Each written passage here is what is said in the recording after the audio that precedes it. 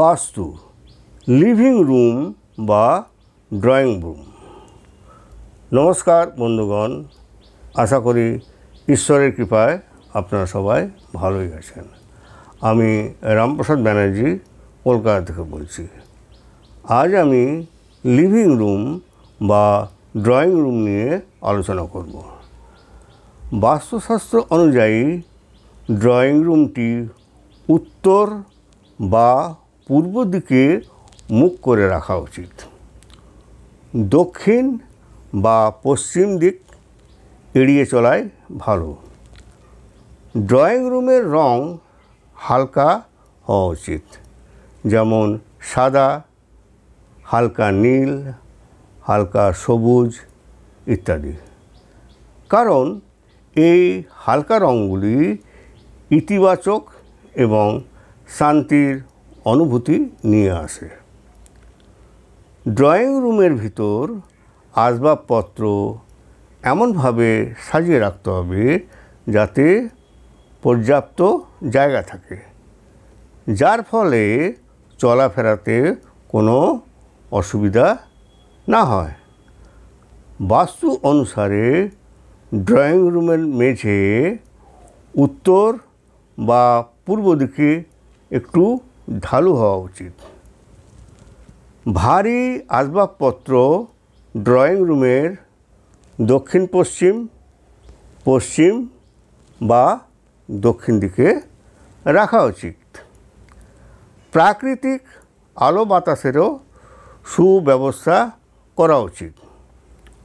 রুমটিতে সেই সব ছবি বা পেন্টিং লাগানো উচিত যাতে পজিটিভ এনার্জি আনতে পারে। জলপ্রপাতের ছবি উত্তর পূর্ব দিকে লাগানো খুবই ভালো। তবে বসার ঘরে বন্দুক, যুদ্ধ বা তরবারি ইত্যাদির ছবি ঝুলানো উচিত নয়, কারণ এতে নেতিবাচক শক্তির উৎপত্তি থেকে বিরত থাকা যায়।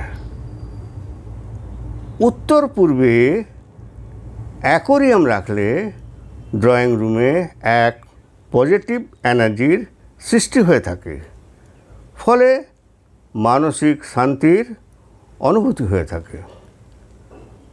ড্রয়িং রুমে আসল ফুল গাছ লাগানো উচিত, যেমন চীনা বাঁশ গাছগুলি বাস্তু অনুসারে প্রচুর সৌভাগ্য নিয়ে আসে বলে বিশ্বাস করা হয়। আবার মানি প্লান্টও প্রচুর সমৃদ্ধি নিয়ে আসে বলে বিশ্বাস করা হয়। আবার কৃত্রিম ফুল বসার ঘরে রাখা উচিত নয়, কারণ এটি নেতিবাচক শক্তি নিয়ে আসে বলে মনে করা হয়। ড্রয়িং রুমে যেন আসবাবপত্র ত্রিভুজাকার, ষড়ভুজাকার, ডিমের আকৃতি বা অন্য কোনো অপ্রতিসম আকৃতির না হয় সেদিকে লক্ষ্য রাখতে হবে। ড্রয়িং রুমে কোনো উন্মুক্ত ওভারহেড বিম থাকা উচিত নয়। ঝাড়বাতি দক্ষিণ পশ্চিম দিকে ঝুলানো যেতে পারে। এটি রুমের মাঝখানে ঝুলানো উচিত নয়, কারণ এই মাঝখানটি হচ্ছে ব্রহ্মস্থান। সে ব্রহ্মস্থানে কোনো ভারী জিনিস ঝুলিয়ে রাখা শুভ নয়। বসার ব্যাপারে বাড়ির প্রধানকে উত্তর বা পূর্ব দিকে মুখ করে বসতে হবে। অতিথিদের বসার ব্যবস্থা উত্তর পশ্চিম বা দক্ষিণ পূর্ব দিকে করতে হবে।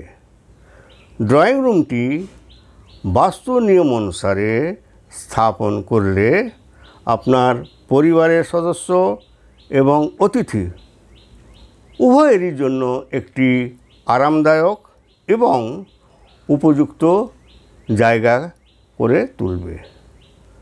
ভিডিও যদি ভালো লেগে থাকে তাহলে ভিডিওটি লাইক ও শেয়ার করবেন এবং চ্যানেলটিকে সাবস্ক্রাইব করার জন্য অনুরোধ রইল।